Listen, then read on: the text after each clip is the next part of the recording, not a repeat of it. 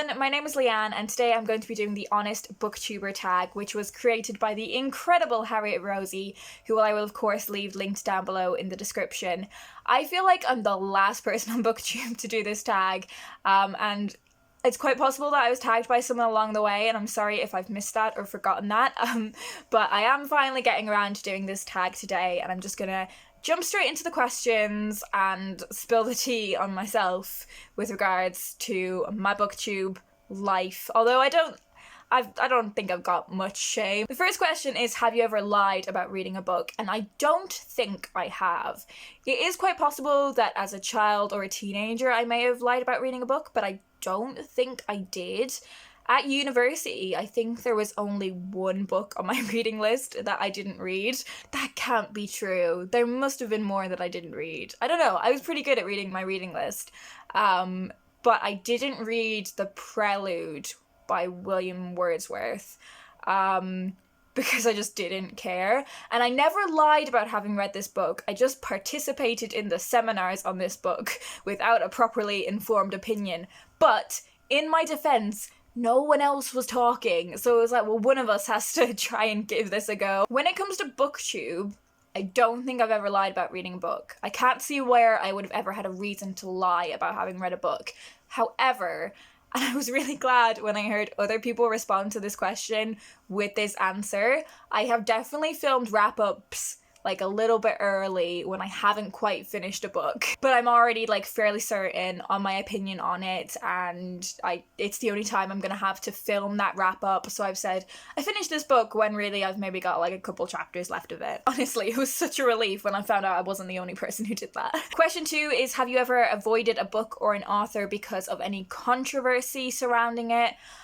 I don't necessarily know how to answer this question. I unhauled The Art of Being Normal because I'd heard a lot of stuff from trans reviewers that said that its depiction of the trans experience was problematic, and that was enough to put me off that book. And there are definitely some books that I've seen pop up for having like inappropriate elements to them, and I've just been like, oh, okay, I'm not interested in reading that book then. For me, it's kind of like, it's the same as hearing, oh, I didn't think the characters in this book were well crafted, or I thought the plot of this book wasn't realistic. Like, it's just one of the many things that can put me off reading a book is the kind of like controversy around it, I suppose. Question 3 is, have you ever been sent a book for free and not disclosed it? No. I mean, whenever I'm sent a book from a publisher, I will always mention it in the haul video that I've been sent it for free, and I'll mention the publisher that sent it because I just think it's, you know, a nice way of thanking them as much as being, you know, honest with your audience. I don't always mention it if I talk about the book at another time, so be it in a wrap-up or a tag or a TBR, I don't necessarily mention it then, although sometimes I will. It just depends whether I think to do it or not. Question 4 is, have you ever bought a book even though you have no intention of reading it? And yes, I have, because I collect the Penguin English Library editions of classics.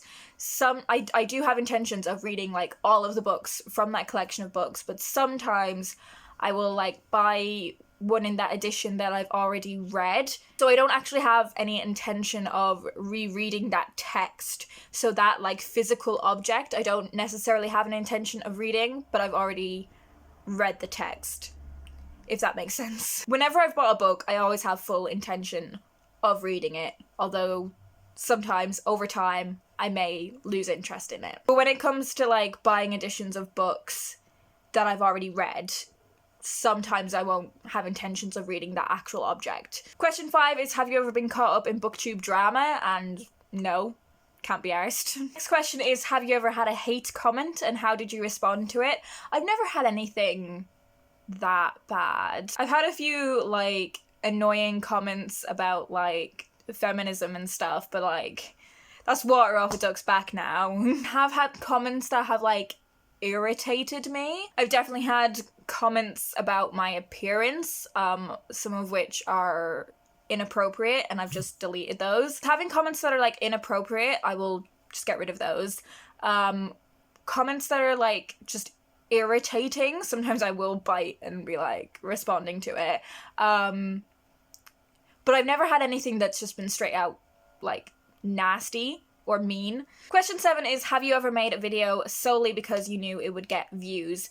Not just because I knew it would get views, but I've definitely like saved up books to do like massive hauls because I've realized that people like those videos where you are hauling like a ridiculous amount of books. Although I think that's kind of shifting now from where it was a couple of years ago. And I do sometimes ask, like, give this video a thumbs up if you enjoyed it, but that's more of me just understanding like what the people who view this channel want, whether they would like to see a video that is similar to the one I've just done. But I've never done a video just because I knew people would watch it. If that was the case, I would just do videos about classics all the time, because for some reason the videos where I talk specifically about classic books do really well. Next question is, if you could go back to the beginning of your channel, what would you do differently?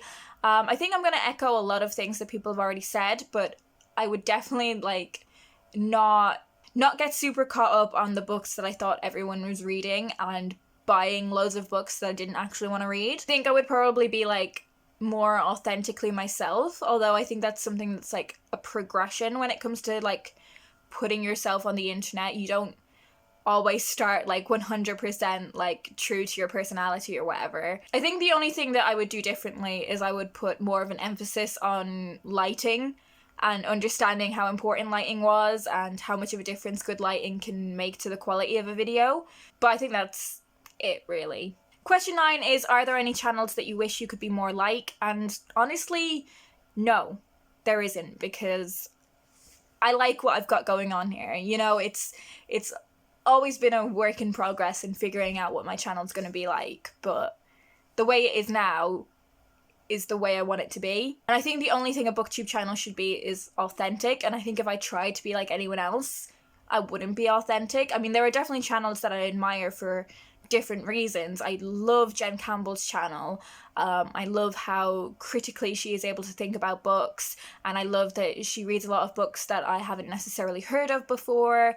I really, really admire how Lauren from Lauren in the Books can just like sit down and talk and just do a video in one take. But I think if I tried to be like that, I wouldn't be authentically myself. Emma from Drinking by My Shelf, I love how creative she is with the ideas that she puts on her channels and like the games that she plays on her channel. But I think if I tried to emulate that in any way, it would just fall flat. And again, it wouldn't, even though I love watching a lot of those more creative videos, like the games she does, I wouldn't necessarily be interested in doing them.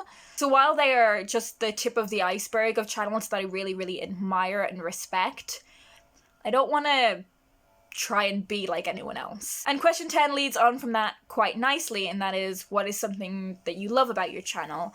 I love that my channel is now a place where I've got like this history of my life, and while it's like focused on my reading life, and that's a really like incredible thing that I've got and I'm able to look back on, I love that I've got like this database of my reading life.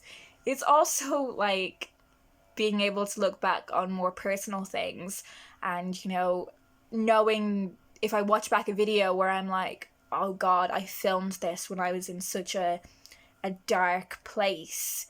Even though that can be quite hard to look at, it's incredible to be like, wow, haven't things changed since then? Like, I can pinpoint exactly what my life was like when I made a particular video, and I think that's just incredible, and I love having that for myself. I love that my channel has helped me better understand what I want to do with my career. I love that my channel has given me so many opportunities in that regard, but it's also allowed me to make so many incredible friends. I love that my channel is just like this little corner of the internet where we can talk about books. And I know that's booktube as a whole, but I really like that this is my little corner and this is our little corner. So yeah, I love a lot of things about my channel. Mostly I just love that it exists. So they are all the questions in the Honest BookTuber tag. I'm not going to tag anyone in particular because, as I said at the start of the video, I feel like I'm the only person that hasn't done this tag yet. But I hope you guys enjoyed listening to my answers and learning a bit more about my reading and booktube history, all that kind of thing. I hope you guys are having a wonderful day, and I will talk to you in my next video.